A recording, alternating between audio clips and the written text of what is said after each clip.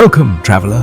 Today, we meet one of the most influential institutions in all of Cytasia, this and EGFR. Many visitors believe EGFR is responsible for making cells grow. It is not. Its true responsibility is far more important. EGFR decides whether a request for growth deserves to be heard. Imagine you are the chief executive of a successful company. Every day proposals arrive. Build another factory. Hire more workers. Expand into new territory. Increase production. Some proposals are wise, others would bankrupt the company. No responsible executive approves every request. First, someone must evaluate whether expansion is appropriate. That is the role of EGFR. It stands at the gates of every enterprise, listening for trusted messengers from neighboring cells. When tissues are healthy, growth is carefully coordinated. A healing wound, a developing embryo, renewal of the skin, repair after injury. These are moments when expansion benefits the entire economy. Neighboring enterprises release specialized messengers called growth factors. When one of these messengers reaches EGFR, the commissioner awakens. But even then, nothing happens immediately. One message is not enough.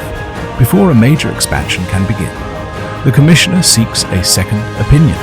A second EGFR appears beside the first. Two commissioners meet. They compare the message, confirm that it is genuine. Only then do they authorize the report to proceed deeper into the enterprise. In biology, this partnership is called dimerization. It is one of nature's safeguards against accidental growth. Only after this agreement is reached does the message travel to the executive board, where other departments decide whether expansion is truly appropriate. EGFR does not command growth, it recommends it.